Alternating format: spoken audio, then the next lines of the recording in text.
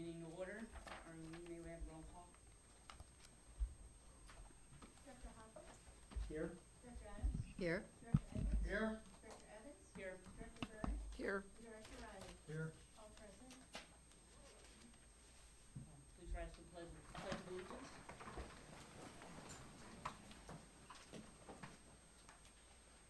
Pledge allegiance to the flag of the United States of America and to the republic for which it stands, one nation, under God, indivisible, with liberty and justice for all.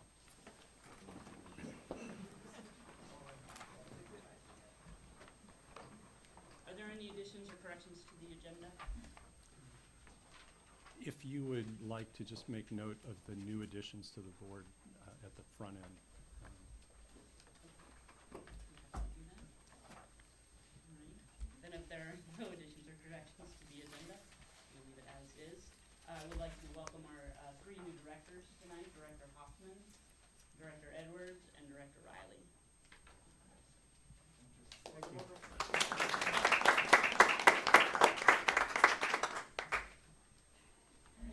So we'll move on to oral communications. Anyone wishing to address the board on the consent calendar, information items, closed session items, or matters not listed on the agenda may do so at this time. Please limit your comments to 3 minutes. I'd appreciate it if you would state your name for the record. Good evening. Judy Lehman, and I'm here primarily to see all the new faces and welcome you aboard, but also to say happy holidays to everyone, and may you all have very happy and healthy holidays.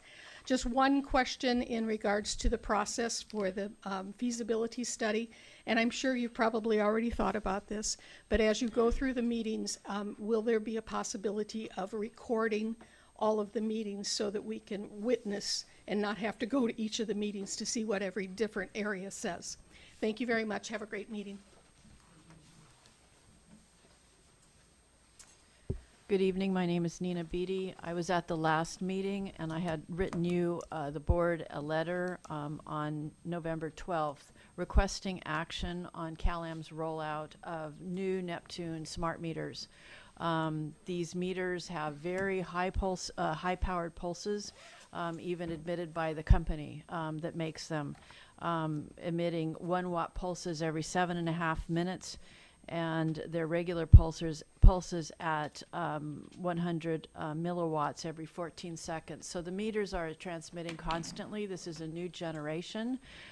This will eliminate meter readers eventually, because these meters will talk directly to nodes on utility poles that will be in the neighborhoods. So there will be cell towers throughout our neighborhoods for just this rollout.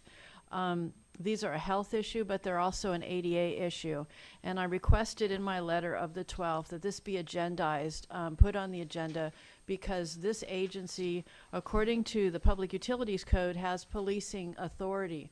And I would like this board to discuss what actions can be taken to investigate these meters, to investigate the impacts they're having on our community, and the effects and the difficulty of complying with Americans with Disability Act regarding people like myself with electromagnetic sensitivity.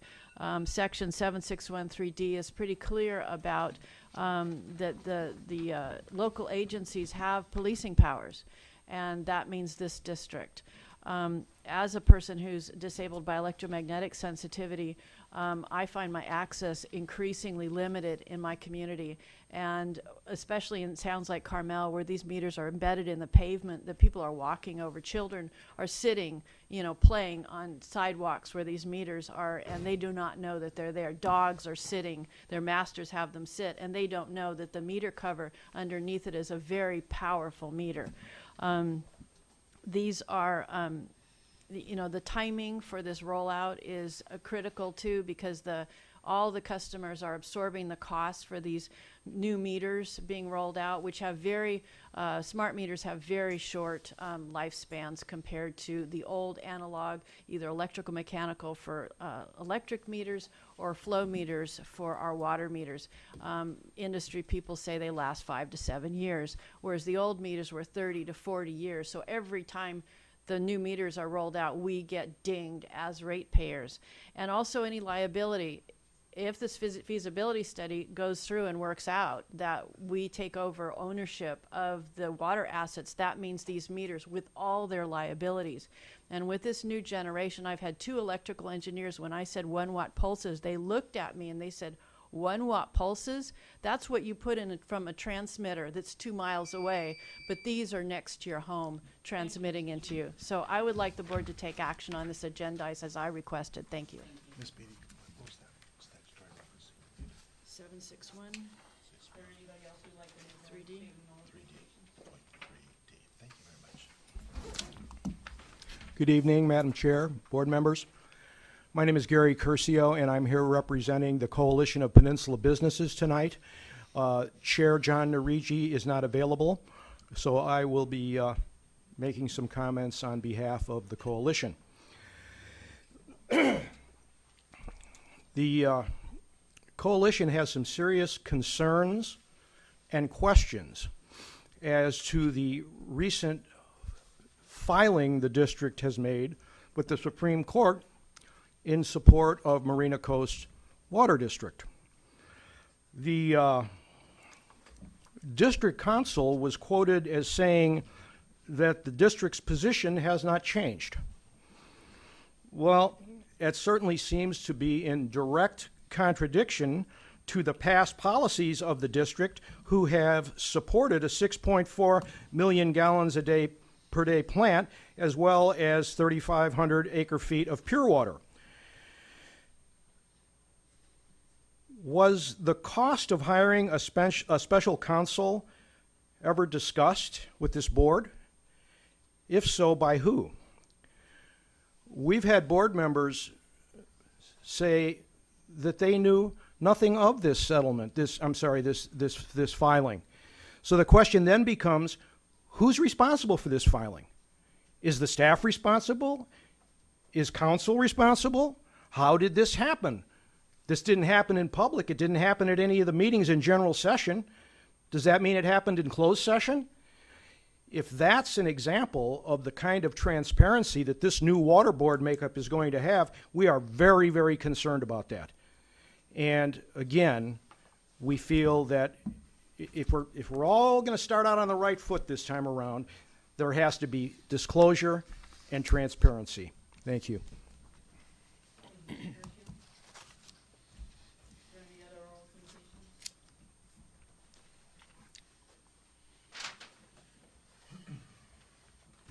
communications? Hello, Michael Bayer, Carmel Valley. I'd also like to talk about that same issue, but from a completely different angle. I think we're both referring to the Pinecone article that was talking about that. A couple of quotes. Cal-Am goes so far as to allege that the Monterey Water District engaged in an improper bait and switch. And later on, Mr. Laredo is quoted as saying this is not a bait and switch, but that the water district still supports the desal plant, though it should be thoroughly evaluated and a smaller project pursued. So I want to talk about bait and switch for a minute. You know, the NOP for this project 5 or 6 years ago talked about a sub-ocean intake. Okay, you don't need water rights to take water from underneath the ocean, but they didn't build it that way. They built it in the aquifer. Then the majority of the water from the intake comes from inside the mean high tide line, so it's coming from the land. That makes water rights a problem, an issue in this case.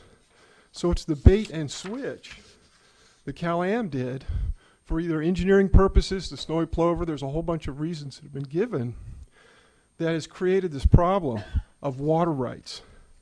But what I'm started to think about in terms of the financing, now you guys are financing 25% of this, public bonds supposed to float through. And how can you do that with a project that has no water rights? The risks are very high. Another part of the funding comes from the state revolving funds. I've heard anywhere from it's unlikely that this public corporation, this corporate utility would be able to secure state revolving funds because they're mostly for public agencies, to that it's illegal for them to secure it. And that's 25% of the funding. So how can you go forward with a bond for 25% of the funding if the other 25%, another 25% is highly questionable? 75% of the funding for this project is as good as 0% funding. I think you really need to look at the fact that this project has no water rights and therefore should not be supporting it. Thank you. Mr. Bear? Are any other speakers for oral communications? Melody Chrislock. I'm just here to urge you, kind of follow up on what Michael was just saying. You need to really look at some alternative water supplies. It's been known for a long time that Cal-Am had no water rights and that they could not get any water rights in the future. But somehow, many public agencies have been lulled into the idea of going along with the Cal-Am project with no water rights. It seems kind of a crazy idea to be putting public money into a project that has no way to succeed. If they can't get water rights to their source water, there's no project. So I hope you will fast track some alternative water supplies, because I don't think Cal-Am is going to deliver us one. Thank you. Thank you, Ms. Kristoff. Any other speakers? Seeing none, I'll close the oral communications portion of the meeting. Move on to the consent calendar. Does anybody want to pull anything from the consent calendar for further discussion? Directors? Any members of the public?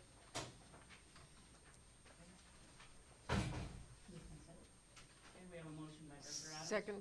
Second by Director Byrne.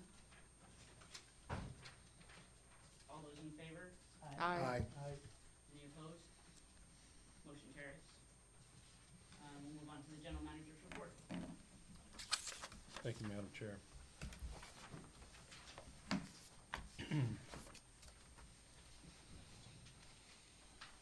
While Arlene's bringing up the first one, I could address the issue of recording. I believe the speaker was referring to the listening sessions.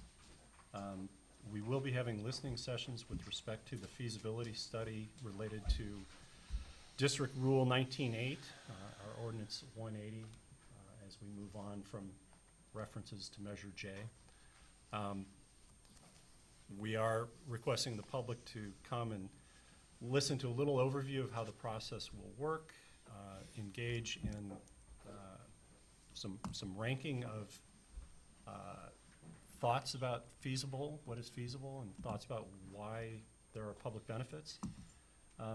Address what does feasible mean to you, what measures of feasibility are the most important, and what do you see as the benefits of publicly owned water.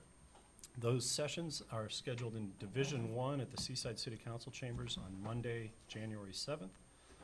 Division 2 here in the Monterey Peninsula Water Management District Conference Room, Tuesday, January 8th. Division 3 at Monterey City Council Chambers, Wednesday, January 9th. Division 4, Thursday, January 10th at the Pacific Grove Council Chambers. And then the following Tuesday, January 15th for Division 5 at Carpenter Hall in Carmel, Sunset Center. Each of these will be audio recorded in response to the inquiry by Ms. Lehman. And there are two of them that will be video recorded, and we're looking into the video recording capabilities, but some of the venues may not be able to do so. But there will be audio for all of those.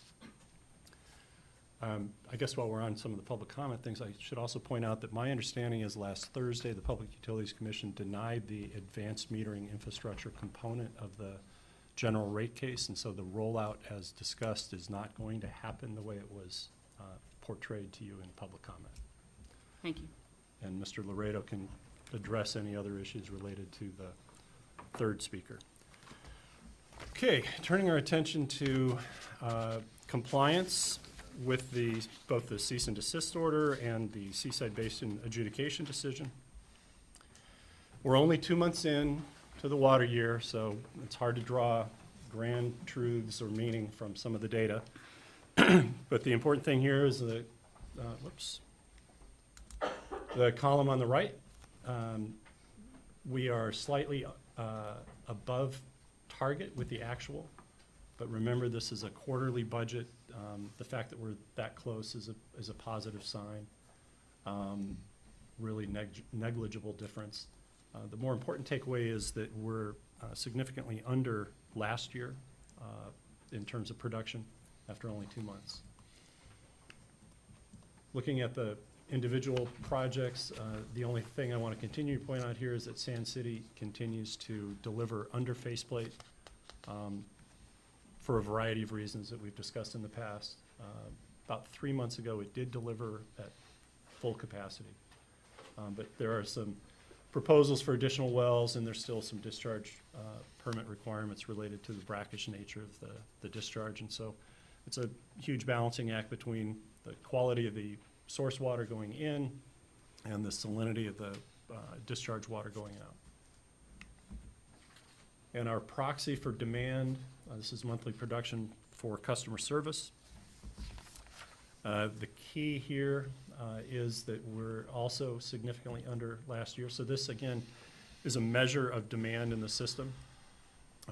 Last year at this time, we were already experiencing some changes in tourism due to fires and different precipitation measures, so less irrigation this year. And with respect to a rationing trigger, we're significantly under the 12-month. The 12-month moving average is significantly under our rationing trigger, so we look good there. From a rainfall standpoint, our whopping 3.82 inches in the first 2 months to date is actually 133% of the long-term average. But again, it's only 2 months worth. Arlene, I don't know if, well, actually, yeah, well, here, I'll show you. This is, we're now recording rainfall and making it available on our website. And this is the gauge at San Clemente Dam.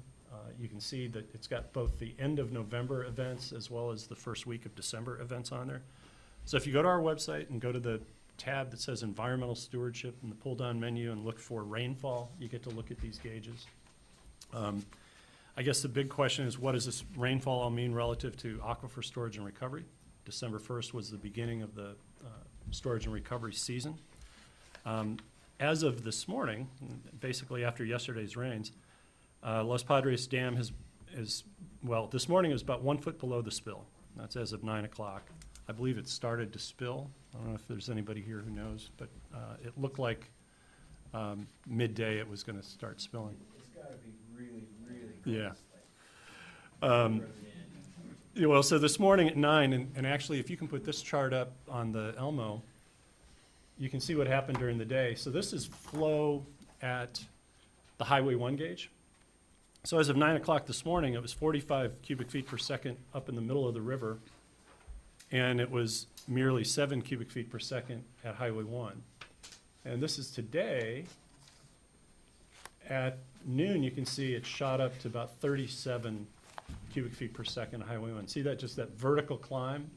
That's the front of the river working its way down, because what happens first is as it spills and fills and releases and all the tributaries come in, it's basically replenishing the aquifer first. And so, you know, as it rolls across several miles of the aquifer, that front slows down and the volume slows down. But it finally kicked. And remember that our first statistic that we're looking for is 40 CFS at Highway 1 gate. So we're hitting that mode where it may not be sustainable because the storm is over and it's likely going to drop down. And but we're getting really close. And so the takeaway is that you know, if the flow reaches a lagoon and causes a breach, then we've got to go survey critical riffles, which requires a higher cubic feet per second. If the lagoon doesn't breach, then that 40 CFS will do us well. So probably not enough rain to trigger the ASR permits, but we're primed for the next storm. And that's when we should probably be in a position to start injecting. That'll give Cal-Am some time to complete their work, hopefully on the crest tank, and move from basically hand controls of the new Hilby pump station to electronic controls. So, Chris, we're all counting on you. But as I said, Cal-Am is, so we're primed. Cal-Am is looking at using the Forest Lake tank to buffer by creating some releases, then maybe we could move water from the river to the tank and then from the tank to injection once either the Hilby pump station is ready to go or the Crest tank is ready. Well, we couldn't push it over the Crest tank at that point, but we could move it to Monterey pipeline. So that's what's going on with respect to aquifer storage and recovery. Unimpaired flow, we're at 67% of long-term average. So that just shows you that, you know, a little bit of rain and getting to 133% doesn't translate to flow. Remember last year, rain had dropped off, but flow was staying up, so they lag each other. And usable storage is 99% of long-term average, so we're in good shape for storage. There is also this document in your package. We didn't get it into consent or the packet, but this is the status report on major district projects updated from last month's distribution. Arlene will show it here for the public purpose, and this will find its way into the materials presented at the board meeting online after the meeting. The only significant changes from last month is that Rancho San Carlos Road change order. We had no invoices on either of the first two projects last month. Now we do. The approximate $400,000, the $381,000 for the Sleepy Hollow upgrade, and the $567,000 for the San Carlos Bank stabilization project. And then a little, well, nothing's little, almost $18,000 of a change order for the Acela database program. I think we're still within the contingencies on those projects, so not really alarmed at this point. And congratulations to our staff and Larry for managing the stabilization project. It's done. I don't know if any of you in the public have gone and seen it. It looked devastating when it was in progress. It doesn't look great right now because there's some vegetation that has to happen, but it's been contoured nicely back to look like a stream bed, and the armoring that's taken place should forestall any erosion events there for decades to come. So, or did I aim too low saying decades, Larry? For centuries to come. Let's go with decades. And that concludes the general manager's report. Great, thank you. Our attorney's report.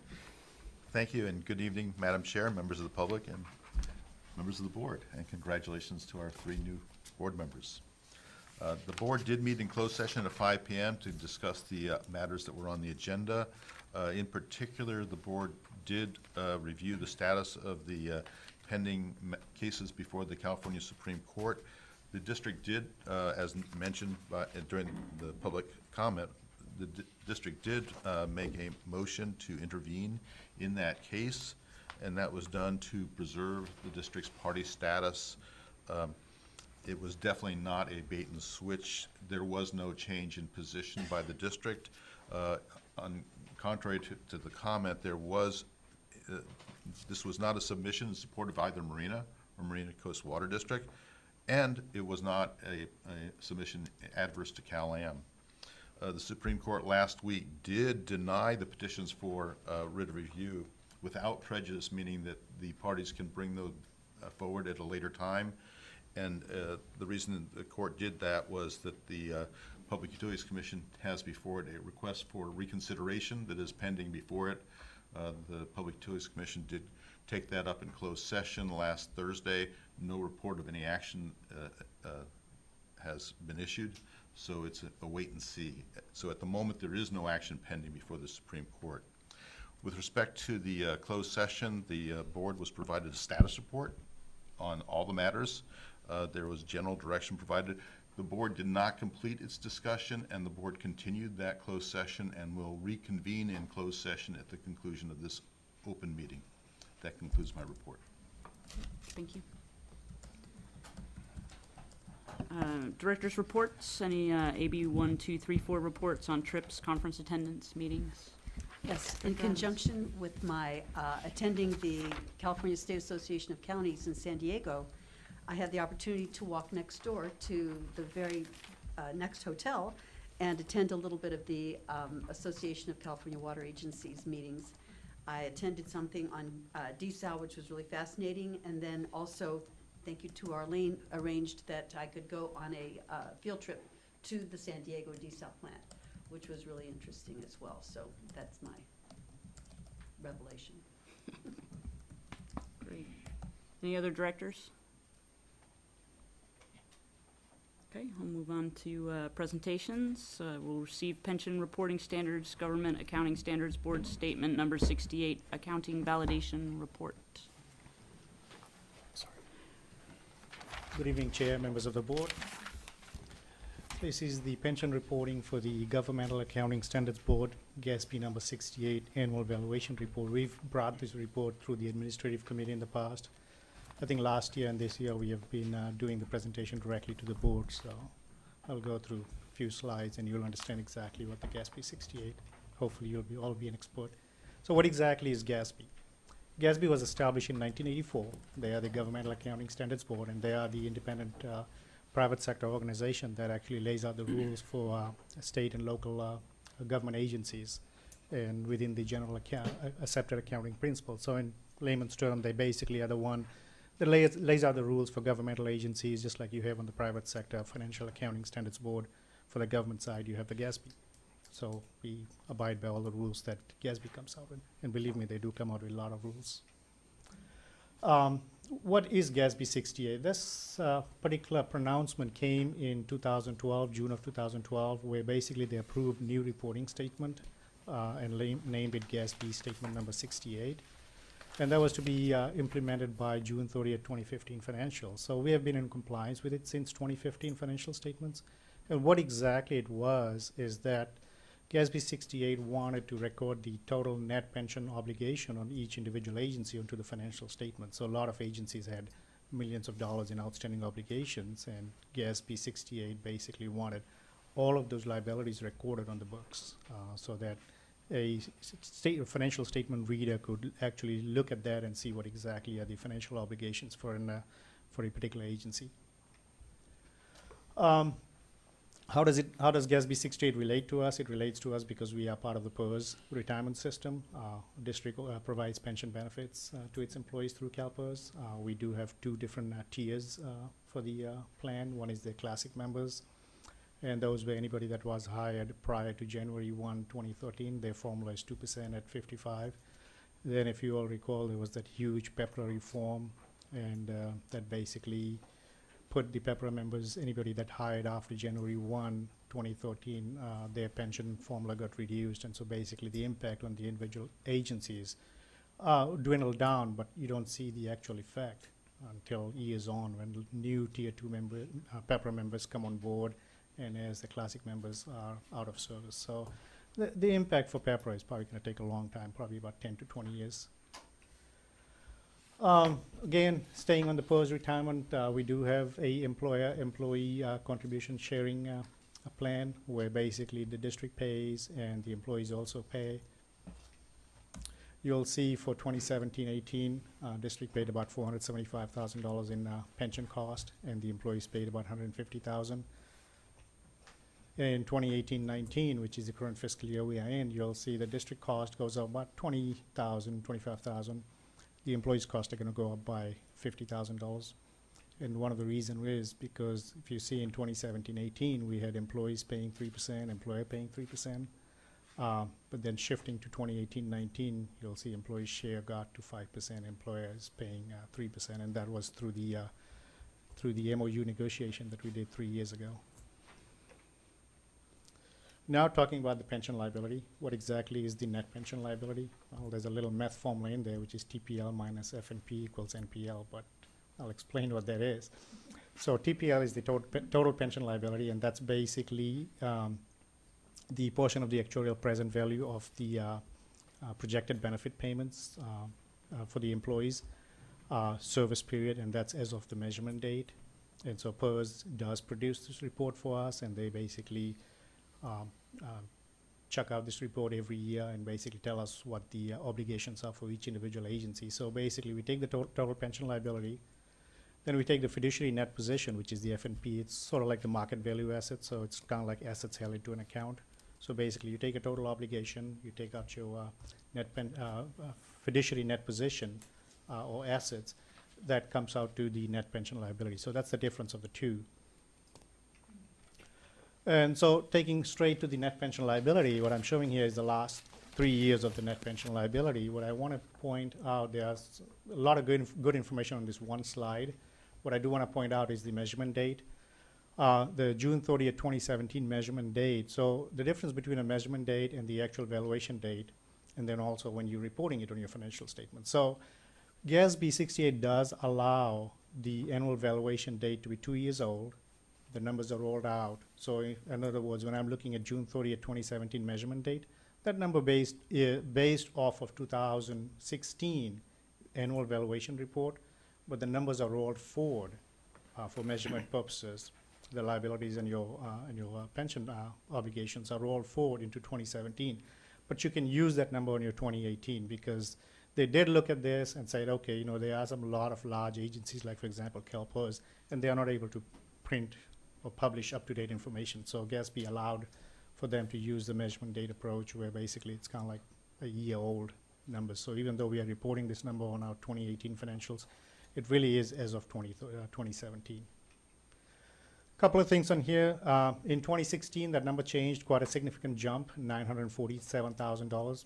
In 2017, that number did go up again by about $700,000. So our net pension liability, you'll see the number right before that, started with 2015, $3.5 million. In 2016, $4.5 million. And then in 2017, it's at $5.2 million. And I'll explain, the next slide will show you exactly what changed and why that number did go up. But a couple other things on this slide. One of the things you'll notice is that from 2016 to 2017, the discount rate that PERS was using to calculate the GASB 68 valuation numbers did drop down from 7.65% to 7.15%. And that's 0.5%, 50 basis point is quite huge when you take into account the calculating the whole pension obligation. Also, you'll see the discount rate was at 7.15% for 17, but the investment rate, that's the rate of return for PERS, that was at 11.2%. So you'll say, well, that's a favorable. You actually got 4% more than what you were expecting, but still ended up having a net impact on our net pension liability. And again, on the next slide, you'll see definitely why.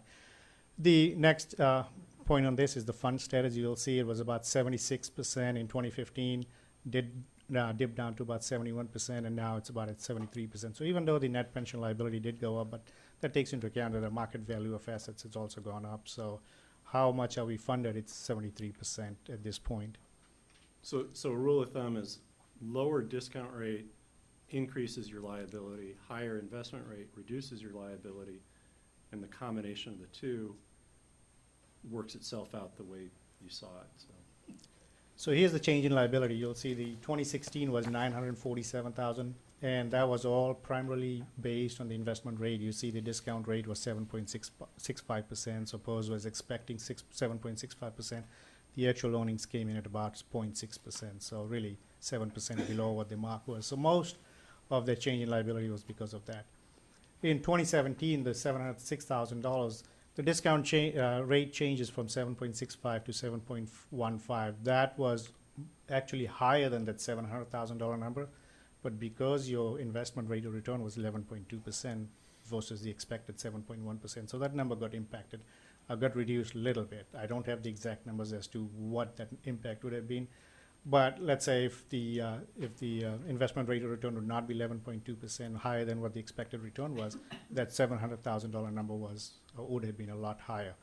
The good news is this: I have talked to PERS, and the informal dialogues that I had with PERS, they are telling me that they are already working on 2018 numbers, and they are seeing the trend that the net pension liability is going down for some agencies. So, which means we'd probably see the impact as next year's net pension liability may slightly go down because they earned 8.6% against a 7.15% discount rate. Potential future impacts, as I had just mentioned, the investment rate 8.6% against a expected return of 7.15. They did do the mortality adjustment a couple of years ago. put into place, but the impact is not going to show up until 2018, so I don't know how that's going to impact the report yet. The discount rate may change to 7%, and that's between 2018 to 2021. On the investment side, on the actuarial report side, they are taking it down to 7%, but when they do the GASB 68 numbers, I don't know if they'll also take it to 7% or not. Potentially may happen. They also put in the amortization period change, so basically all the investment gains and losses, what they did was, they said, originally POS was doing a 30-year amortization, so they were doing like a 5-year ramp up, 20% each year, up until you get to 100%. Then it was level amortized from the 25 years all the way, from the 6th year all the way to the 30 years. What they did was they changed it from 30 to 20 years. So now you have a 5-year ramp up, again 20% each year up until you get to 100%. Then from 6th year all the way to 15 years, and then it drops off. So that's actually going to have an impact. Yeah, so again, on these four, that investment rate should help, but the mortality adjustment, that's pushing out the average life, so you've got more people on the liability for a longer period of time, which will increase the liability. Discount rate, again, it's going down, which means it'll increase the liability, and the amortization period change will increase the liability. So chances are, well, yeah, the last one may change depending on whether it's a gain or loss. I mean, if it's gain, it's basically going to help our net pension liability. If it's a loss, it'll definitely hurt it, but that's not going to happen until 2021. So there's things like, it's kind of like a moving target. What I'm showing here is the net investment return for POS. On the left-hand side, you'll see 2018 still preliminary numbers. CalPOS has not finalized it, but it's 8.6%. 2017, 11.2, but then you see 2016 was 0.6, 2015 was 2.4. 2015 was really a good year, 18.4. On the right-hand side, you'll see I'm showing it the increments of 3 years, 5, 10, 20, and since inception.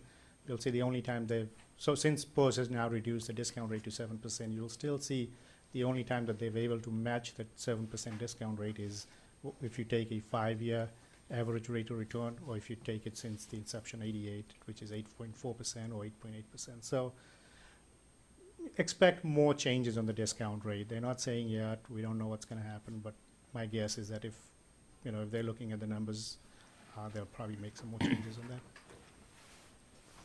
on that. Projected future employer contributions. Again, I'm just showing for the classic members. You'll see 2019-20, about a little over $500,000, and then it just goes up all the way to 24-25. The good story here is that when I showed this last year, the 24-25 numbers were about $850,000. Now it's about $760,000. So the 2 years of good investment rate of return that they have, that's actually helped the future numbers. So what has the district done about this unfunded pension obligation? What we did was when we presented the 2018-19 budget to this board, we came out and we said we'd like to do a seed money or set aside $100,000 for the pension fund and $100,000 for the OPEB side. And so we've started addressing it. We're not 100% there. We've just taken a small step. We definitely will come back to this board again and present some more additional funding strategies and say how we want to do it, how we want to handle it. The good news is that even though it's a liability, it's an obligation, it's not due today. It's kind of like a mortgage. You're paying on it. It does cost money, but the good news is that we've started addressing it. and keep in mind, if you fully funded it, any of those 4 or 5 assumptions changes, and then you've suddenly put yourself in a position where you've either overfunded or underfunded, so. Yeah, there's no such thing as that net pension liability is always going to remain zero. It can remain zero for 1 year, but then the market change would definitely dictate it, and all depends on how the market reacts. So the recommendation tonight is to receive the pension reporting standards, GASB number 68 accounting valuation report.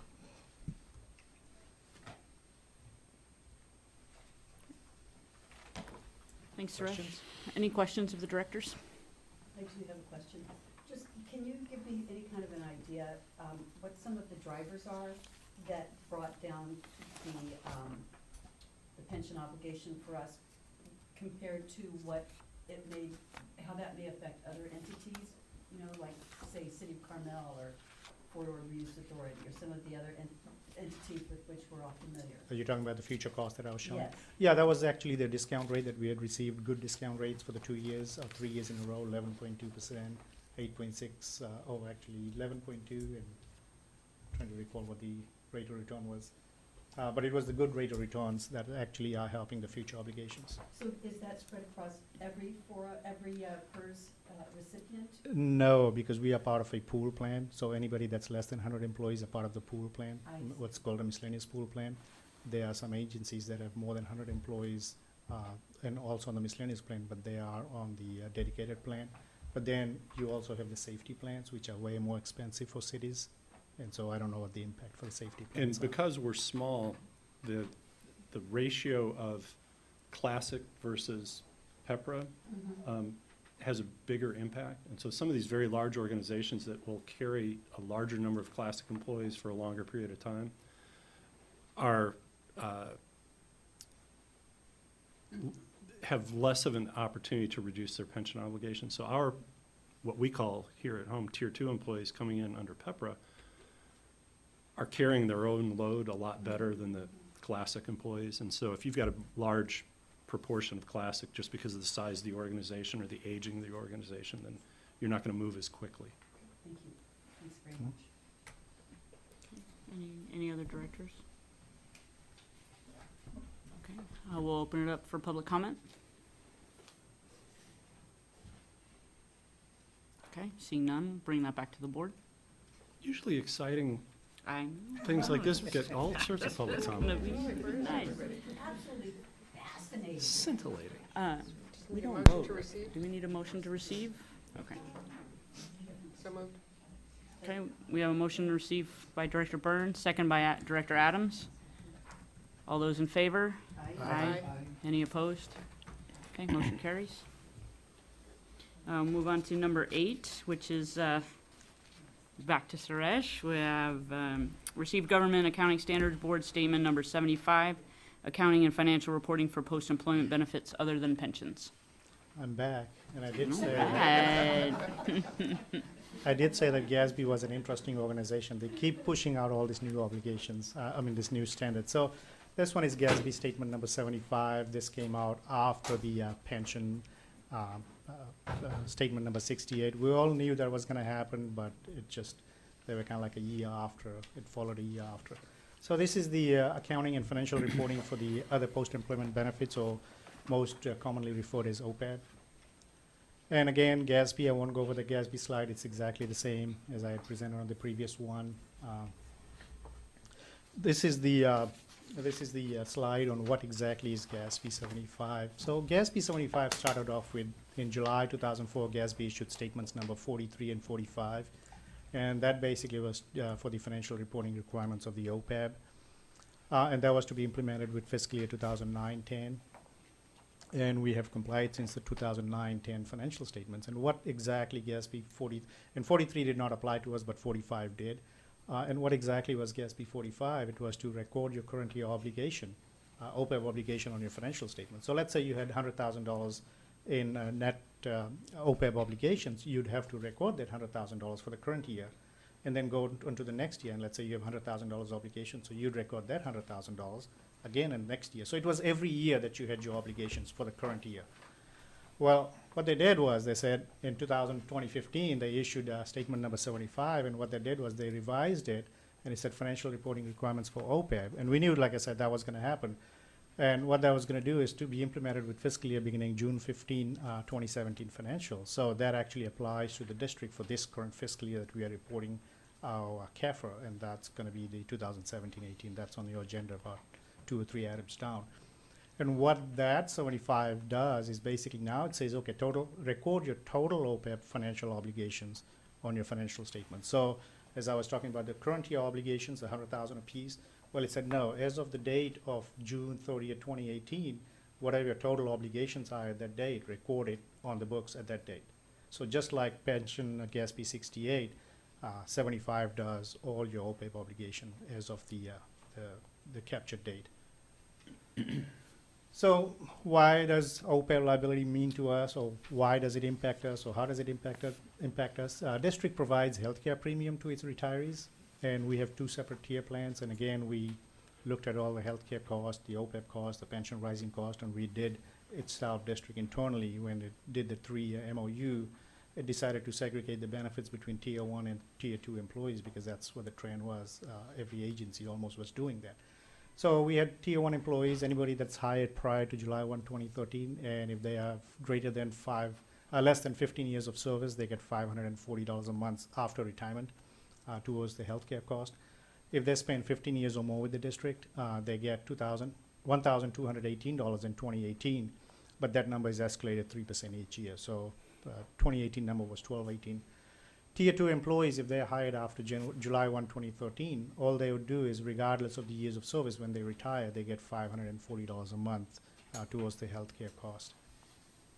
And keep in mind, during bargaining, there is likely to be an attempt to raise that to keep up with the pace of inflation.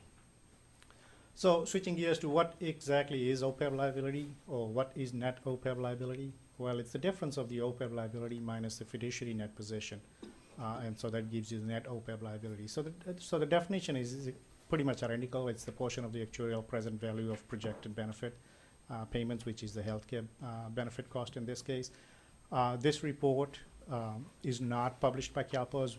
The district, has to hire a consultant, an actuarial consultant that actually publishes the OPEB report. So this is not something that we get from PERS.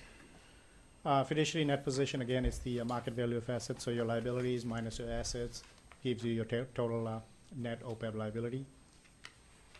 So I'm showing the net OPEB liability here for the last 3 years. You'll see the NOL, or referred to as net OPEB liability, June 30th, 2016.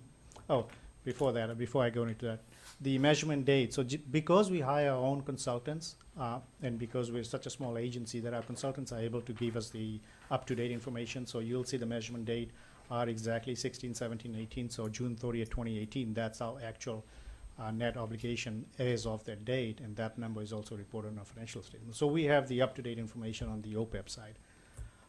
You'll see the NOL, $3.2 million in 16. In 2017, that number went up by about $700,000 to 3.9, and then in 2018, that number went up to about $175,000. And again, future slides, I'll show you exactly what increases that number. But just wanted to point out that the biggest change here was the discount rate from 5% to 3.5% in from 16 to 17. And you'll see the fund status for this. It's 0 because up until June 30th, 2018, we were not setting aside anything. So basically our market value assets, we had 0. But now, starting with the 18-19, we're starting to address that. So how does it,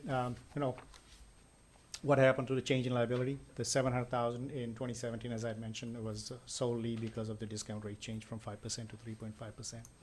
And then the 2018 change, that's basically the increase for the current year expenses minus whatever contributions we did for the year. And the next slide will show what exactly that contribution, the current year expense versus what the contributions were and how it impacted. So our current year service cost, basically based on the actuarial report, is $127,000. The interest cost is $140,000, and that interest cost is based on the 3.9, or I'm already forgetting the liability number, but whatever that $3 million number was, the interest cost is on that. And so your current year OPEB expense is $268,000. So what it basically says is that as an agency, you're supposed to set aside that much money. So that means that you are funding your current year obligations. What we are doing is we've decided that ever since with the GASB 45 and again with the GASB 75, what we did was we were only funding the current year contributions. So as retirees were retiring from the agency, we were paying the current year contributions. So it's like a pay-go system, pay-go financing mechanism. As people retire, we pay. We don't set aside any money. So that's what we minus there, and that's what you get your change in net OPEB obligation, $175,000 for the current year. So that was that number on the previous slide when I said 2018, how does it go up by 175? So that's what that number is, 175. Again, what have we done? Like I had mentioned in the previous presentation, that with the 2018-19 budget, we said, these numbers are serious. Let's start setting some money aside. So we did the seed money, $100,000 for this. And again, we'd like to address some of these additional funding strategies, meaning, making more contribution, or at least making, whatever the remainder was, like $175,000 minus 100, so about $75,000 in addition. So at least we've got a current year obligations set aside. And we'll also do some investment on these things, the $100,000 set aside money, and then the interest earnings on that would also offset, meaning that will become our market value of assets now. So when I present the 2019 well, if I'm presenting the 2019 OPEB report. GASB changes so many standards. So if I present, or when I present the 2019 report, you'll see the $100,000 in the market value of assets, and you'll also see if there was any investment on that. And so basically, that number will basically offset from our total obligation. So we are recommending that the board receive the Accounting Standards Board Statement number 75, the post-employment benefits other than pension valuation report. And then any questions? Okay, thank you. Directors, do we have any questions? Yes, I have a question. So on the healthcare premiums for retirees, does the payment that the district makes sunset when they reach Medicare age, or does it continue beyond that? It continues beyond that, but our MOU forces them to be on the Medicare, and so the Medicare rate significantly drops the premium payments down. Thank you. Any other directors? Gary got my question. All right. Does the public have any comment? Okay, seeing none, we'll bring it back to the board. Recommend approval or Second. acceptance? Okay, we have a motion from Director Byrne and a second from Director Adams. All those in favor, say aye. Any opposed? Okay, motion carries. We'll move on to number 9, public hearings. To consider the first reading of ordinance 181, amending Rule 11 and adding Rule 23.10 to establish a water entitlement for SNG Everest LLC, a Delaware limited liability company. Good evening, Madam Chair and members of the board. Well, my presentation won't be as exciting as Suresh, but it will hopefully be short and sweet. So this tonight, what you have in front of you is adoption of ordinance number 181. And what that would do, it would allow SNG LLC, which holds water rights in the Seaside Groundwater Basin, to be available for use for a property here in the Seaside Groundwater Basin. The ordinance 181 would establish a water entitlement of 5.07 acre-feet of water annually. The Monterey County Court order limits the SNG water to parcels that are within the Seaside Groundwater Basin. The SNG entitlement that would be approved tonight will facilitate the Montage Health's construction of a new Ryan Ranch Health facility, and that would actually be just across the street from here. The entitlement ordinance is required for the amendment to the Ryan Ranch distribution system that you will be hearing at the next board meeting. This action is consistent with the previous water entitlement ordinance for holders of water rights in the Seaside Groundwater Basin, which includes DBO development and Cypress Pacific. Staff recommends that the board approve the first reading of ordinance number 181, which would establish the water entitlement for SNG for 5.07 acre-feet of water. The second reading will take place after you consider an amendment to the Ryan Ranch water distribution system that would allow them to use the water. The CEQA required, the board action is consistent with the May 11, 2009 court order, which limits CEQA review of water-related issues to areas other than the Seaside Basin. And that's pretty much it. Directors, you have any questions? Director Yes. Hoffman? In finding number 7, it states that a 7% water loss assumption is being made for CalAM's distribution system, and that's what's used to establish the available water amount. Now, EPA has identified that the average water loss from water systems nationally is 16%.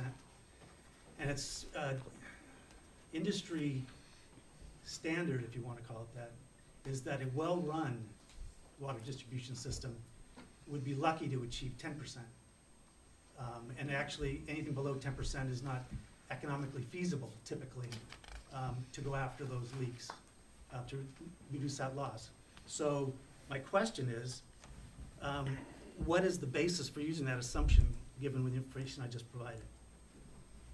I'll refer that to the GMs. Yeah. So in the CalAm system, over a decade ago, losses were in the 12-13% range. But the way the general rate cases are structured, there's an incentive to achieve a loss number. If you exceed it, or if you're below it, you're incentivized. If you're above it, you're disincentivized, and there's an adjustment in the rates. Using AWWA standards, which I'm not a complete fan of, CalAm's main system loss rates, I think last reported was 2.58, which I still don't believe, but it's under 5. Yeah, it's 4 to 5%. So 4 to 5. And the Ryan Ranch system is actually leakier, but they did successfully meet the Public Utilities Commission incentives for loss reduction, invested heavily in both City of Seaside main replacement, which were some old riveted leaky mains, and Carmel Valley. And so in the past 2 general rate cases, they've been under 7%, believe it or not. That's So CalAm demonstrated this through a water loss audit for their system? We have internal reporting of all non-revenue water that we need to report every time. So But it's an audit per se, a self-reporting. water loss Yeah. audit for the system hasn't been conducted. Is that what I'm understanding? Well, you see, the water loss audit would only be as good as the production numbers, and so basically, and also where you do it. So for example, earlier in my report where we showed production for delivery to customer service, we measure at the production site, so actually before treatment. What they report to the Public Utilities Commission is production after treatment, so it goes through the Begonia iron removal facility, and then where it enters the system there, where Sand City desal enters the system, it's metered, and then at every pump wellhead. And if there's wellhead treatment that might require some back flushing, what have you, it would be right after treatment. But those numbers would be reported, so either your audit would be a byproduct of the data they give the auditor. Unless you've got that auditor there with you, all they're going to read are the same meters that they're reporting. So they're self-reporting. The Public Utilities Commission has accepted all of their self-reported data. So does, and maybe I'll just, if you're with CalAm, so part of the thing with doing a water loss audit is to confirm the accuracy of metering. And so is there a program in place to spot check the accuracy of meters, because a water loss audit is a function of the accuracy of the meters that you're using? Yeah, I'll have to get back to you on that. I know that we've done a lot of replacing of meters to increase accuracy, and that's actually one of the main reasons why it went from 2.5% to 3% now up to 4.5% to 5%. So I know we're in the process of doing that, but I don't know the details of it, so I'd have to get back to you on that. Good question. Thank you, that's all I had. Thank you. Any other directors? Yes. Director Edwards? Thank you, Chair. Did this go through the Seaside Basin Committee?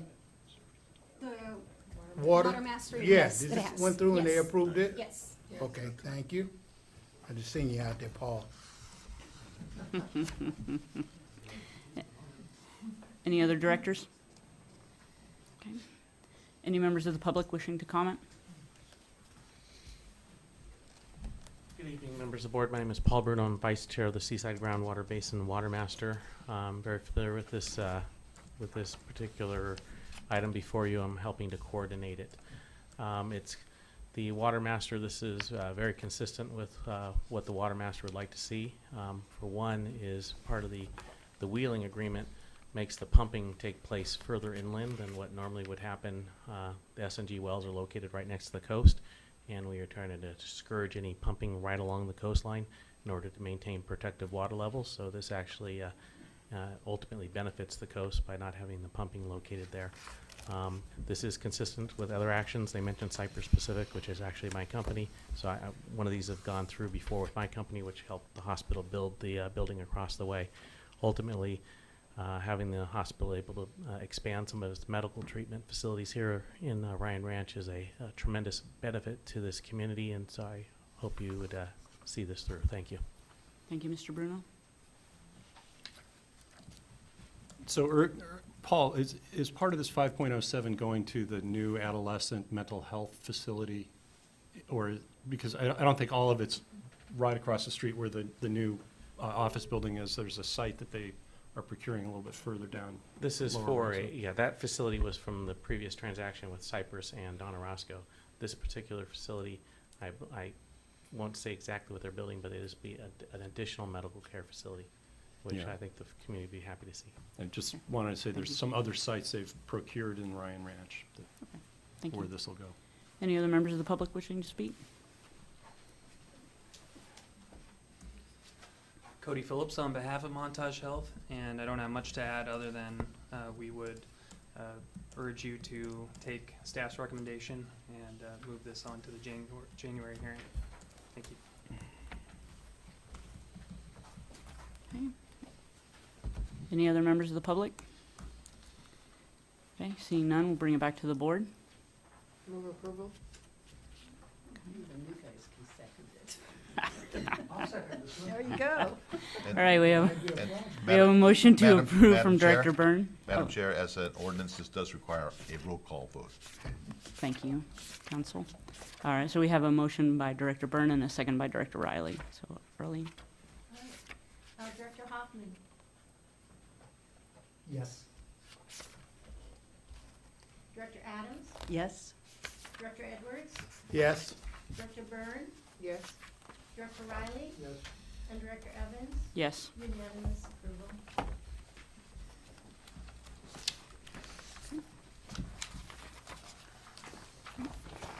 We move on to number 10, consider adoption of the January through March 2019 quarterly water supply strategy and budget. I'll do it.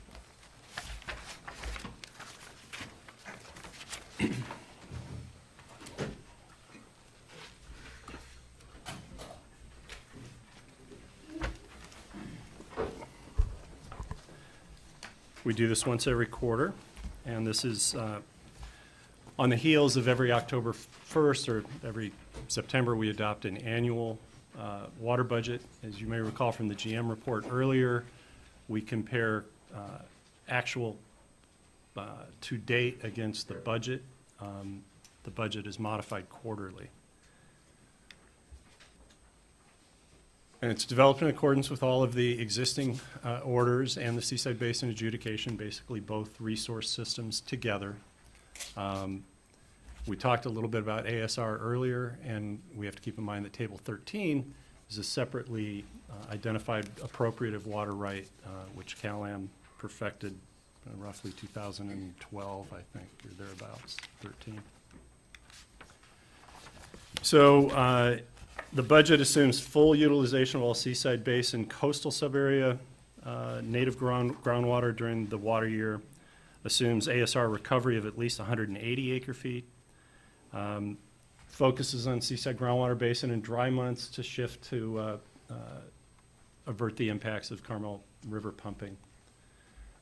We met on December 6th. That's us, California American Water, Department of Fish and Wildlife, and National Marine Fisheries Service. And basically, it's taking into account the needs of the water resource, the needs of consumer demand, as well as the needs of habitat and fisheries. So the proposal for January through March, you can see here. These are the proposed production targets. I do believe we just hit a trigger where some of the upper subunits, the wells further up the river, can now be pumped. I think that was just yesterday or the day before, which is a good thing. So the upper are the wells further up the river, lower the wells further down the river, and then diversion to aquifer storage and recovery. And then kind of, after you assess all of those uses, you can kind of go back and redesignate some of the diversions as Table 13 diversions. All of these collectively are diversions from the river for purposes of the cease and desist order. And we account for the first 600 acre feet of ASR diversion as counting against the cease and desist order. And then on the Seaside Basin, the coastal sub-area is basically 300 acre feet, which is likely achievable in all three cases, maybe not exactly on a per month basis. And then Sand City desal, we budget at its nameplate capacity, and as you've been seeing from my reports, it's been hit or miss, but because it's such a small sum of water, that becomes kind of noise in the system. The uses down at the bottom three lines, delivery for customer service, and deliveries to aquifer storage and recovery, and then designation as in-basin use for Table 13. So sources need to meet uses, which they do in this case, and that's the proposed budget. We continue to show the all goose eggs chart, reminding you that the Laguna Seca subarea availability is designated as 0, so all withdrawals to serve customer service there are in excess of the production targets set by the Seaside Basin Water Master, and then therefore will be subject to the replenishment assessments. I can tell you last Thursday, the general rate case dismissed without prejudice. I guess included in the application was a request to have a moratorium on any new wells in the Bishop subarea. That's been dismissed, so California American will have to file a separate application in order to have a moratorium. This is the reason they'd like to have a moratorium and not permit any new wells. Take, for example, a new home site in Pasadena, for example, because of the limits. So 0 plus that other chart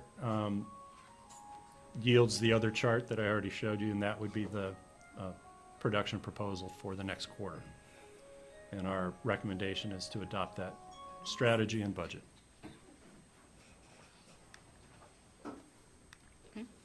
Any questions, directors? Yes, I have. So,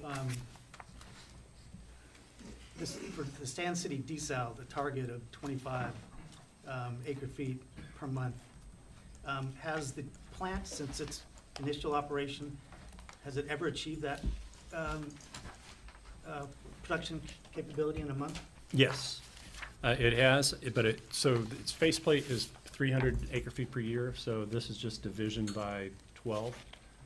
It has not achieved 300 acre feet in a year, and it's the cause of ongoing concern. We have an ordinance that entitles the city of Sand City to 206 of its acre feet for allocation to businesses and development inside Sand City.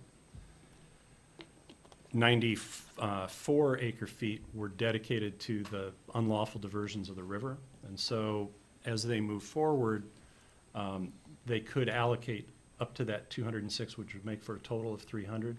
But the district retains the right to revisit that 300 number as they begin to allocate it out. Until it's fully allocated to City of Sand City projects, it's made available for the general use of CalAm in the CalAm main system. And so we've been tracking it, recognizing that it's not reaching the full 300 acre feet.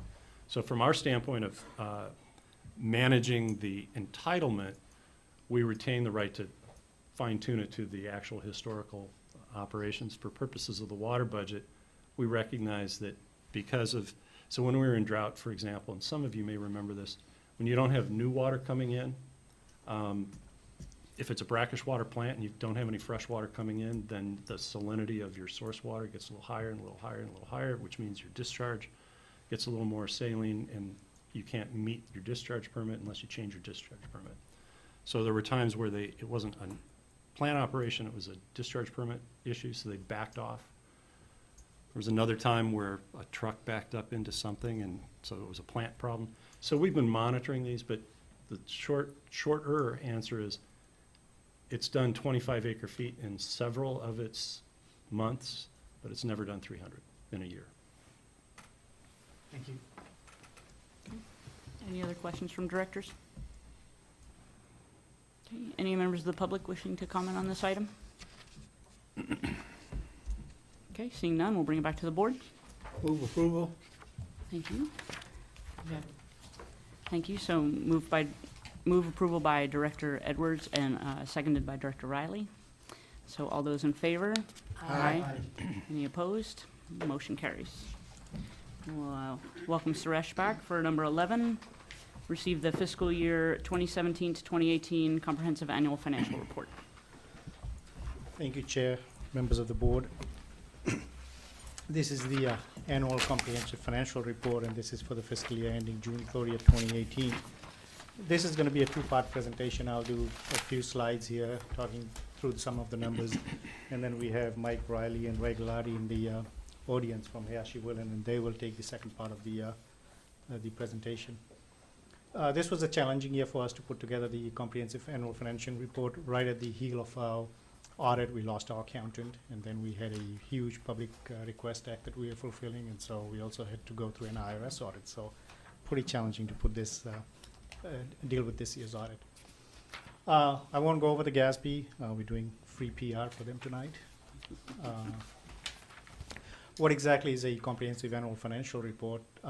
It's a careful set of government financial statements and financial report for municipality, and basically the GASB is the one that lays out the standards on how a CAFA is to be put together. And simply put, the CAFA is basically a transparent report. It is a good report, and the district is proud of putting it together.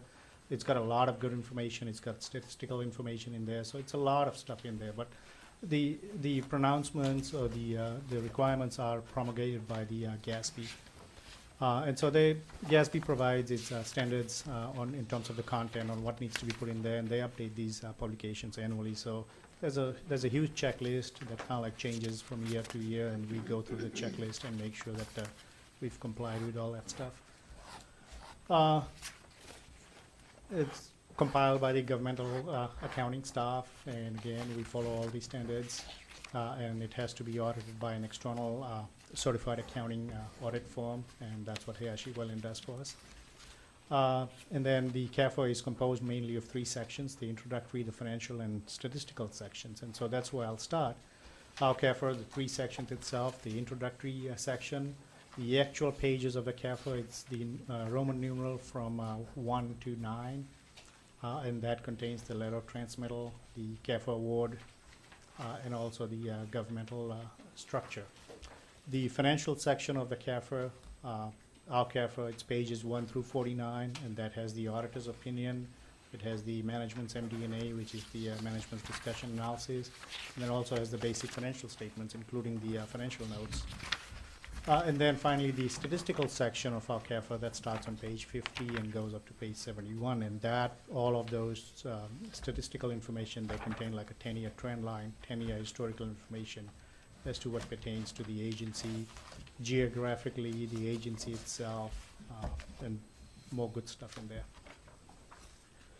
The district's financial statements, as I had mentioned before, is audited by Hayashi Willen. They are a licensed certified public accountant. For this year's audit report, they have issued a unmodified opinion. What unmodified opinion means, it's the clean audit opinion, which means they didn't have to change any of the contents of the financial statements in terms of issuing a statement. And our financial statements, our CAFA, is in conformance with the general accepted accounting principle. There were no matters involving in the internal control over the financial reporting, and so there were no material weaknesses found in this audit. And Ray will cover more of those stuff in the mandatory communication to the board. There were no instances of non-compliance or reportable conditions that are required under the governmental accounting standards. And then we did receive the Certificate of Achievements for Excellence in Financial Reporting 3 years in a row. And so this is the 4th year that we'll be submitting to GFOA for that award. And we feel strongly that this will also get us another award. Going over the statement of net position, this is on page 12 of the CAFA. I'm showing a consolidated, very summarized version, but on your page 12 of the CAFA, you'll see this in more detail. Total assets, you'll see under governmental activities, that actually pertains to the district activities itself. Business type activities, what that is the Pebble Beach Reclamation Project. So this district funded the reclamation project bonds, forgot the date, back in 1990s. 1992. 1992. And so basically, the Pebble Beach Reclamation Project gets reported on our financial statement as a component of the district's financial statement. So a good number, total assets say $63 million, but what only relates to the district is $20.4 million. And total assets, we have the deferred outflows, and then minus the total liabilities. And so you'll see the district's total net position as of June 30th, 2018 was $7.2 million. For the reclamation project was 27.6, and so in totality it's reported at 34.9. On the balance sheet of governmental funds, this is on page 14 of the CAFR, and again I'm showing very summarized version. You will see some details on there, like the total, under the total assets you'll see different classified of assets, under total liabilities different assets. What I'd like to do is go over the changes on this page. So you'll see the total assets jumped from $5.6 million reported in 2017 to $14.9 million. And that was two primary factors that drove that increase in total assets. And basically we started collecting the user fee. And then also we collected the $4.2 million state revolving fund payback for the Pure Water Monterey project. Not much significant changes in the liabilities. Deferred inflows pretty similar to last year. So all in all, our total fund balances did increase by about $9 million, and that was the reason that I had just explained, the user fee and the Pure Water Monterey project. And keep in mind, we just showed you that the PERS and OPEB liabilities combined are about $9.3 million. So, you know, if they came to call, that would deplete everything we have today. The statement of revenues, expenditures, and change in fund balance, and this is reported on the governmental funds. Page 15 of the CAFR, you'll see total revenues jump again, close to about, I can do my math, $7 million. So that was again mostly the increase of the user fee itself, because that was the first full year of collection we did, 17-18. We started collecting the user fee from April 2017. It was kind of like a partial month, and then we had a full month in May. In June of 2017, but then the rest of 17-18, from July 2017 to June 2018, we had a full year's worth of collection, and so that yielded about $5.2 million in user fee. And again, the other part on that is the Pure Water Monterey project reimbursement. The expenditures did go down compared to last year. Most of the big ticket items did get deferred to fiscal year 2019. The Sleepy Hollow Sleepy Hollow intake project got deferred. We had the San Carlos restoration project that got deferred into this fiscal year. The ASR Basin project got deferred to this fiscal year. So all in all, the total expenditures was a little lower than 2017. Our net change in fund balance, 1.2 in 2017 compared to 9.2, big increase. And then our end of the year fund balance, again, from close to $5 million to about $14 million. So showing the district revenues here basically in a graphical view, just so that it's easier to understand. You'll see the user fees about 29% of the total district revenues for the fiscal year. Project reimbursements were 34%, and then water supply charge on top, the red bars there, 19%. And then some of the other ones, property tax 11%, and the smaller ones are like connection charge, permit fee. Showing the district expenses, project expenses 36%, personal cost 43%, professional 8%, and then you've got the operating, capital outlay, and debt service. So that's basically just showing the previous slide numbers but in graphical form.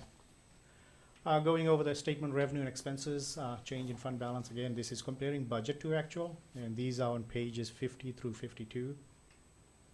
You'll see total revenues. We had budgeted $16.1 million. We ended up getting 17.6, about $1.5 million more than what we had budgeted. Our anticipated user fee was about, I want to say about $1 million more than what we had budgeted. It came at about 5.2. We had budgeted 4.2. And there was some connection fee, permit fee, all of those came in a little higher than expected budget, so that would made up that 1.5. Total expenses, we had budgeted $11.8 million. As I talked about the high ticket items, the ASR backflush, the Sleepy Hollow intake project, and also the San Carlos restoration project, they all did not happen in that fiscal year. So we saved about $3.5 million on the expenses side. So that what drove our expected net change in fund balance was $4.3 million. It ended up being $9.2 million. And so end of the year fund balance, again, comparing to budget, 8.5 versus 14.1. And just in whole, we talked about pension and OPEB quite a bit today, 2 presentations. Here's the OPEB and pension combined together, $5.2 million on the pension side and 4.1 on the OPEB side. So all in all total, $9.3 million. And this is presented on page 41 and 43 of the CAFA report. And so staff recommends that board receive the fiscal year 2017 audit comprehensive annual financial report. With that, I'll turn it over to Ash and Ellen for their presentation, and then we can have questions.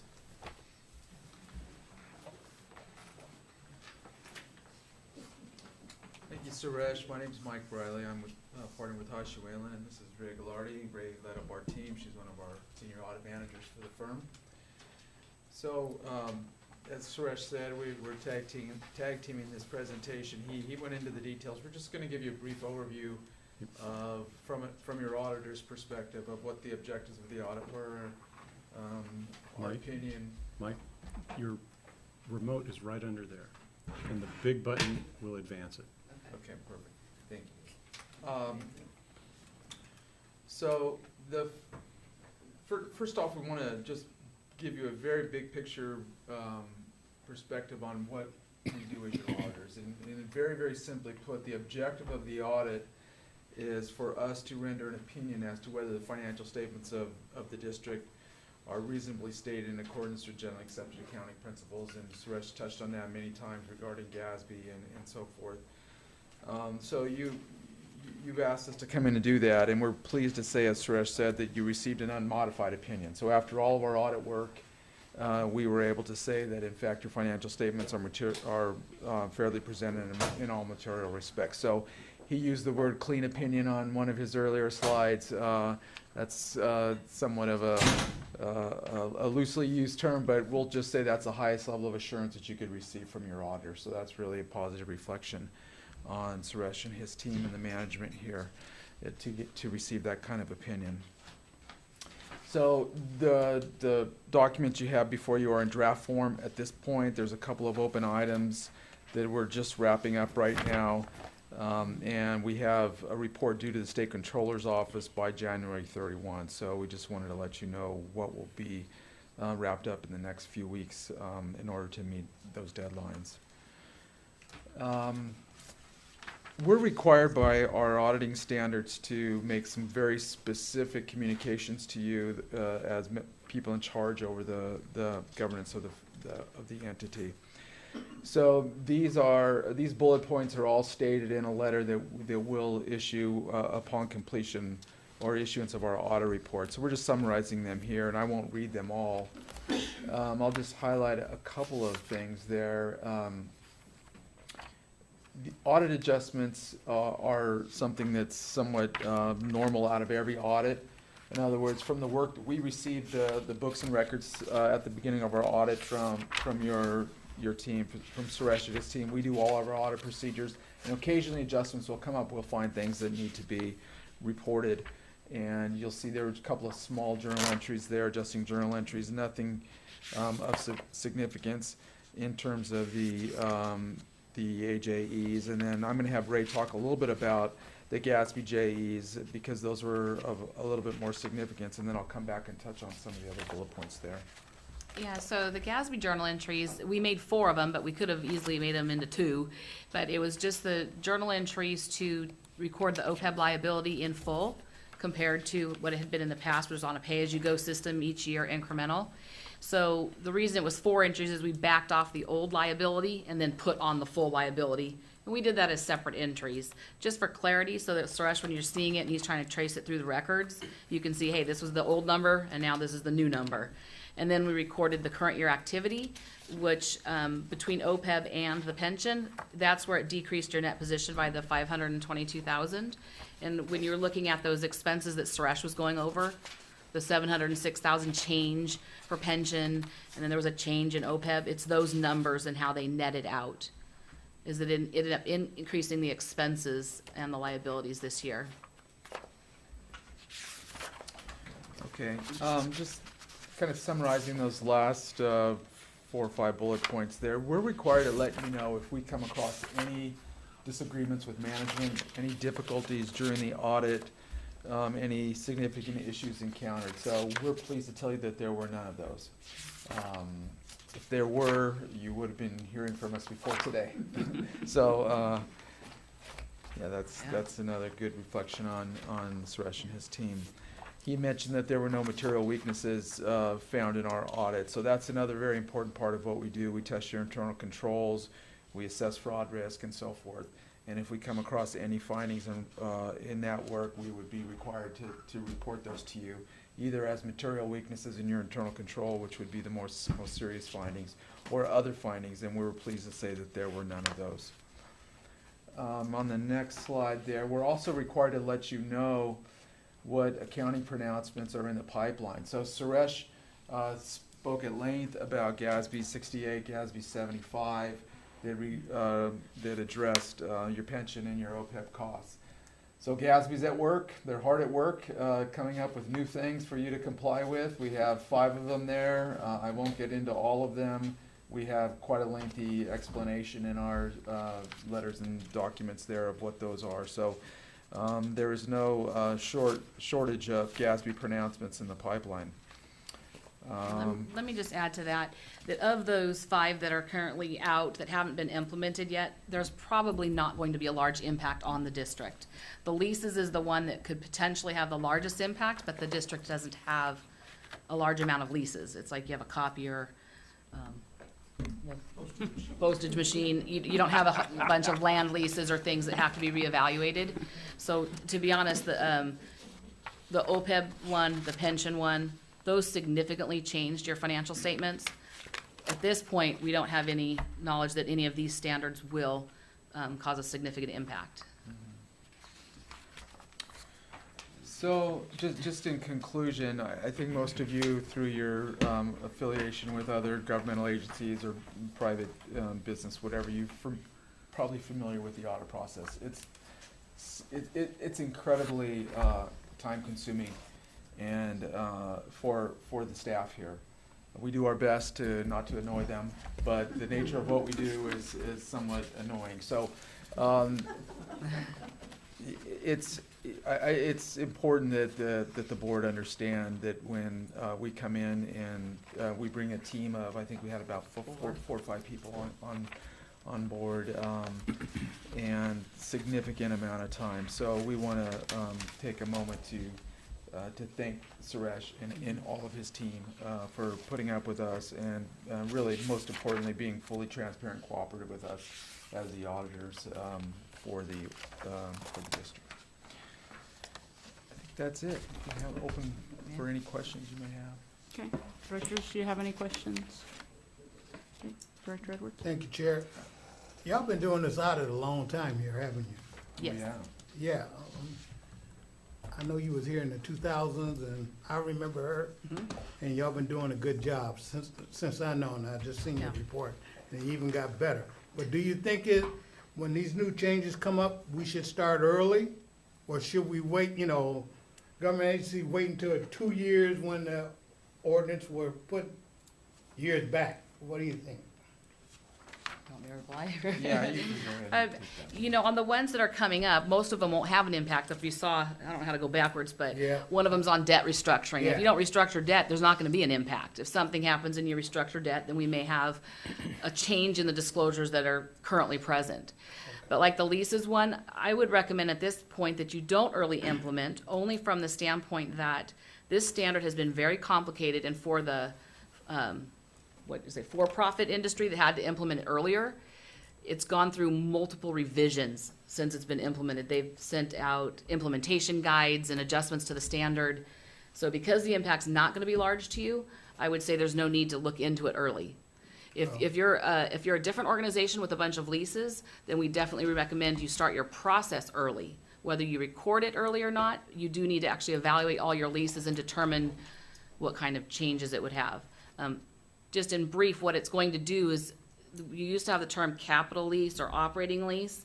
If you're just using equipment but you weren't buying it, you didn't have an option to purchase it, they were all classified as operating, and you just recorded the expense as you went along.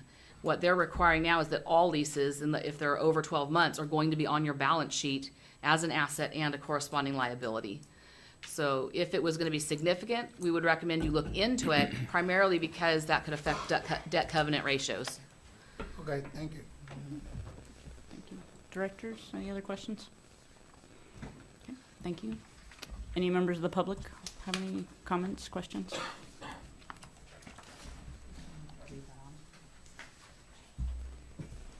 Good evening, directors, staff. Tom Raleigh, representing Monterey Peninsula Taxpayers Association. It is always impressive to hear this annual report by Suresh, the money man, and the glowing report from the accountants. And it is very impressive. The thing that jumps out when you look at the numbers, and I hope it jumped out at you, was the big bump on the revenue side because of the restoration of the user fee. Ratepayers are getting hit with a double whammy now, the water supply charge and the user fee. I would hope that you as the policy setters would start questioning staff about when one of these fees is going to start disappearing. You're double dipping into the ratepayers' pocketbooks. And you can see the amount of income that's being collected across the board has led to that big jump on your numbers. So it leaped out at me. I hope it leaped out as you the same way. And he mentioned about when the user fee was restored in early, April 2017, and you've had, this is second full year. And if it continues, again, this is double dipping the ratepayers. So thank you. I hope this is something you'll look into. The numbers are very impressive on the positive side. It's always, a government official always wants to see the Treasury in a solid financial footing. But this is certainly hurting the individual ratepayers being double dipped, two major income sources. Thank you. Thank you, Mr. Rowley. Any other members of the public? Members of the board, my name is Paul Bruno. I'm a member of the Ordinance 152 Oversight Committee. I'd like to echo what Mr. Rowley had just said. Our committee often discusses the property tax that's attached to everybody's bills, and would hope that that would be reduced as soon as possible now that the other fee has been restored. Thank you. Thank you, Mr. Bruno. Any other members of the public wishing to speak? Okay, seeing none, bring it back to the board. Move approval? Second. Madam Chair, before you take your vote, if I could address the public comment Yes. with your permission. The board adopted a policy in, I believe it was April, but it was spring of 2016, to collect both the water supply charge and the user fee for a 3-year period.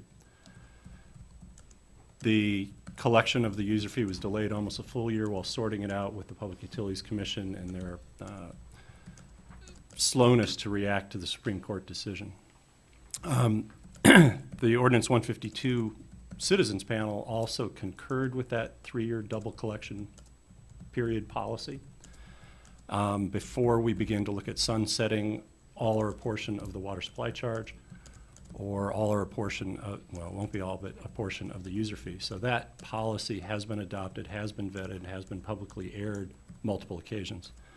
I should also point out that the the Superior Court, Appeals Court, and Supreme Court have all agreed that the water supply charge is not a property tax. Thank you. So we have a motion to approve from Director Edwards. Could I ask just one question? Didn't the district go without that revenue source from either place for a period of time before either one got in place?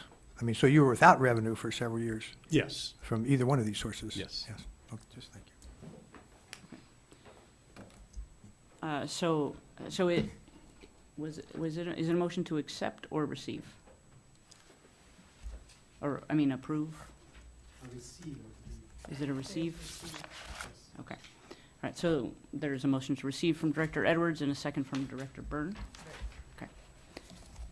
Any further discussion? Okay, all those in favor? Aye. Aye. Any opposed? Okay, motion carries. Number 12, consider approval for retaining consultant services for an update of the integrated regional water management plan for the Monterey Peninsula, Carmel Bay, and southern Monterey Bay. Madam Chair, members of the board, this item is on page 219 of your packet. And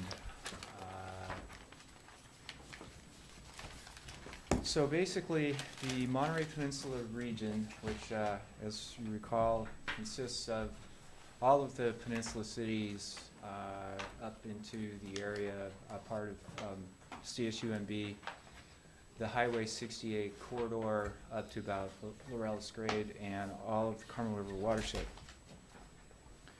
And you'll note that actually the region is larger than the district boundary, and for that reason there are a number of participating stakeholders that are eligible to receive up to $4.33 million from Prop 1 funds allocated to the Central Coast region.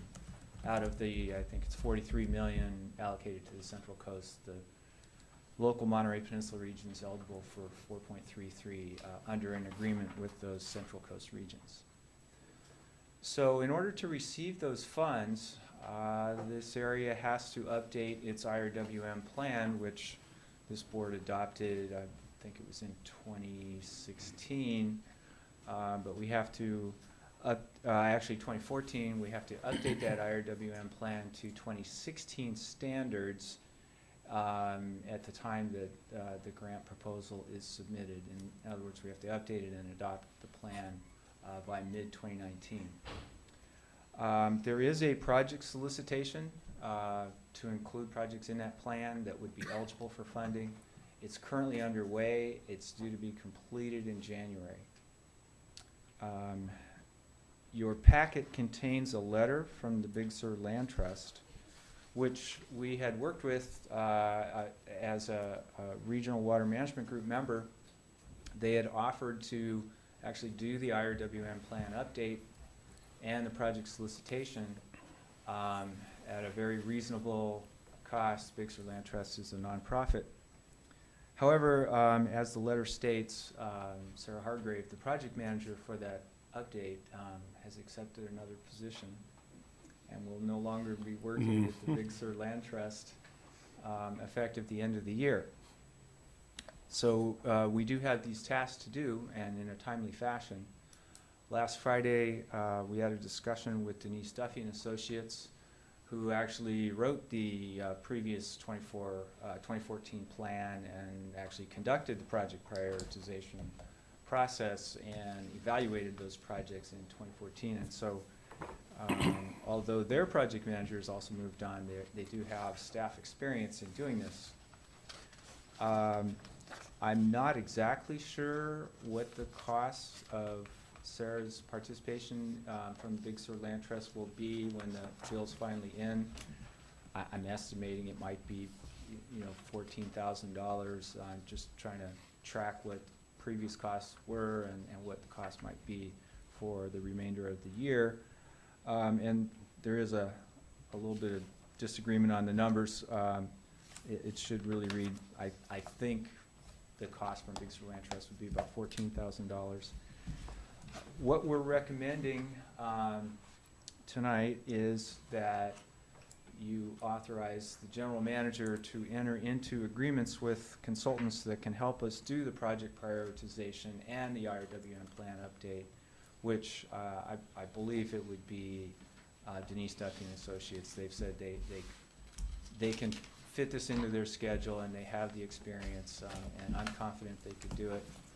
And so what this would be for is to allow expenditure of the $80,000 that has been budgeted in fiscal year 2018-19 to complete these tasks, such that the balance between Big Sur Land Trust and the consultants we retain would not exceed more than $80,000. And so that's my presentation. I'm happy to answer questions. And I don't think it was as clear from the presentation as perhaps a staff note. Excuse me, but time is of the essence because of the solicitation process and the award process. We have a contract with other Central Coast IRWM groups to split the money instead of compete with each other. For the state to honor that, they still want to see prioritization of projects. So the solicitation process will result in a prioritization process. The updating of the plan is still a requirement prior to award, so these two pieces have to get done. And the loss of Sarah Hardgrave threw a wrench into, where's she going anyway? Threw a wrench into the works. And we wish her well on her new job. She'll have a lot of fun in your office. Absolutely. Yeah. Okay, directors, do you have any questions? Okay, Director Edwards. Thank you, Chair. Larry, how come we're doing Southern Monterey Bay? Well, the greater Monterey County region actually takes in Marina and the rest of Monterey County northward up to the Pajaro River. And so we didn't want to say Monterey Bay. That's probably a bit of an overreach. So we just settled on Southern Monterey Bay. I mean, it really means from basically the southern end of Marina through the Carmel Highlands. And Marina actually can participate in ours as well on certain projects if ranked. And doing this will help us get grants and whatever. That's why. Yeah. The IRWM plan update is a requirement to make a proposal to DWR, Department of Water Resources, for the $4.33 million. Thank you. That's why I wanted to get out. Director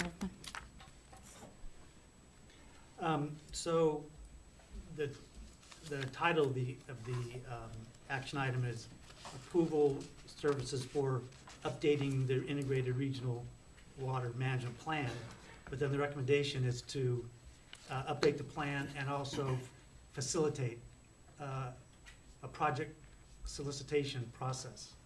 That's actually part of the previously approved board action was to do the project prioritization and the IRWM plan update. So the task list, if you will, was previously approved by the board, I think it was last April. And so the project prioritization is a part of the IRWM plan update. And so the Big Sur Land Trust contract that I guess Sarah Hargrave was working on, that contract included that scope of work? Yes, sir.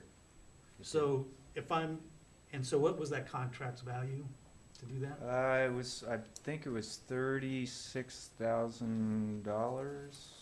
I think it was $36,000 or $37,000. And it was $33,639. And the difference between Big Sur Land Trust working on the project is that Sarah's rates were $52 per hour, and local consultants' rates are more between $110 and $150 per hour. So even if you take that into account, that's, let's say, double the amount of what the land trust contract would be. That gets it up to be about $65,000 to $70,000, assuming that. And plus, some of the work, it looks like, based on having 16,000 or 14,000 left on the original contract, so more than half of the work is done already. If you were to just, based on the amount of invoicing done, assuming that the percentage of work done is equivalent to the amount of funds expended. So why are we being asked to approve $80,000 for these tasks at this point? I think my staff note may not have been clear. I believe that Big Sur Land Trust will have expended about $14,000 of the roughly $34,000 that was approved previously. And so that leaves, in the budget, it leaves about $66,000. My estimate of what it would take for Denise Duffy and Associates to complete the work is $62,400. So I think we will probably end up, if you approve this, we'll end up expending pretty close to $80,000 to do the project prioritization and the IRWM plan update between the two sets of consultants, Denise Duffy and Associates and Big Sur Land Trust. But I think the director's point was if if both components, the update and the project solicitation, was in the original budget of 36 or whatever that number was, and 14 has been expended, so there's now a remaining 22 at her rate, multiply it by 2.5, that's the remaining work that a local non-nonprofit private consultant, does that get us to the full budget? It sounded like you're thinking it didn't. I'm asking the question. Yeah. It just off, the back of the envelope kind of in my head thing, it doesn't seem to add up, recognizing that apparently about a third of the work's already been done based on the expenditures. Well, 14 out of 34. so I received a memo today on the status of Sarah's work. She's indicated that most of the tasks have not been completed. The one task that has been, I won't call it completed, but substantially done, is to reach out to the Regional Water Management Group and stakeholders and identify a new Regional Water Management Group and a memorandum of agreement or memorandum of understanding that would come before you. What I anticipate is that while Sarah has listed out a roadmap of things that we need to look at, whoever comes in next is going to have to go through probably what Sarah has done and probably look at it and go, yeah, okay, now I know what I need to do. There's a substantial learning curve on the 2016 standards and on refreshing yourself about the IRWM plan. It's about 200 pages for the plan and about 1,000 pages of appendices. So it will take somebody some time to get up to speed for this specific document. So that's why I'm estimating that we would expend almost all the funds that are left or are budgeted for this fiscal year in order to complete these two major tasks. Okay, thank you. That's all I have. Okay, any other directors? I do have one question. So just for a point of clarification, we budgeted $80,000, we approved an $80,000 line item for this back in, as part of the budget. When the budget was approved, yes. it was listed Yes, at the 80,000. budget was approved with So when you 80,000. went to Big Sur Land Trust, they came back with a Roughly $36,000, $34,000. $34,000. So that meaning that we would have essentially not, gotten half of that money back into the reserves. That would not have been spent under the original budgeted amount. Probably Had closer it- to 20,000 of the contract amount will not be expended. I mean, we'll terminate. No, I'm saying if Big Sur Land Trust had completed this project, they would have Oh. completed it for the 34,000 of the 80,000 that was approved for it. Correct. Or budgeted for it, I should say. Yeah, yes. So what you're saying is that with Big Sur Land Trust's work, plus the work of Denise Duffy to complete, we will still come in under the original budgeted amount? Well, theoretically. at this point, I think not by very much. But still within what was originally planned for? Yes, Okay. that's my hope. Thank you. Appreciate it. Okay. Any members of the public have any comment? Okay, seeing none, we'll bring it back to the board. Move approval. Second. Okay, we have a motion to approve Director Byrne, second Director Edwards. Any further discussion? All those in favor? Aye. Any opposed? Okay, motion An carried. abstention. Yeah, you're back to the Okay, envelope. we have a That's what the original was at that point. 5-0 in favor with one abstention. 2.5 times. Director That's Adams. another 45. Okay, we'll move on to item 13, conduct election of board officers for 2019. The costs come up to speed in the original. Is that me? Are you presenting the election? I'm sorry. having a sidebar conversation. 227. I don't think I am I? Oh, well, that's right, we do have the board positions, so. Yeah, as you can see at, beginning at page 227, Rule 2 of our meeting rules and Rule 2.5 deal with the selection of the chair, vice chair, treasurer, and secretary. We modified Rule 2.5 a couple of years ago to mix up the rotation. And so the normal rotation would be Division 3 rotating into the chair position and Division 1 becoming the vice chair. There's no prohibition for a new board member to serve as vice chair as there would be for the chair position. So that rotation is satisfactory. We're also recommending that you appoint me to serve again as secretary, a position that I enjoy and excel. Thank you for bailing me out on that one. And Suresh Prasad to serve as the position of treasurer. Okay, any questions from board members? The recommendation is that you confirm the rotation that's set in your policy. Okay, thank you. Is there any public comment on this item? Okay, seeing none, we'll bring it back to the board. You have a motion? So moved. Okay. Second. Okay, we have a motion from Director Adams and a second from Director Byrne. Any further discussion? Okay, all those in favor? Aye. Aye. Any opposed? Motion carries. All right, other items in the packet were informational items, staff reports. If we do not have any questions on those items, then I will adjourn us to closed section. I will adjourn the meeting to closed session, which will convene in 5 minutes. Thank you. To be honest with you, I'm not sure the project solicitation is. Oh, you're welcome. You're welcome. Sorry, I hadn't done it earlier. I have this nagging memory that we agreed that we were gonna have to add that to it if the time was. Because otherwise, we're talking, as I said, information. Yeah, just if Rates. Duffy's gonna need an amendment of over 50,000. Yeah, you know, it's been a while. What's the threshold? Well, here, it's, I'm not even sure we're calling this an amendment, so I think we're authorizing this as almost a reissuance of the. My thresholds are pretty low.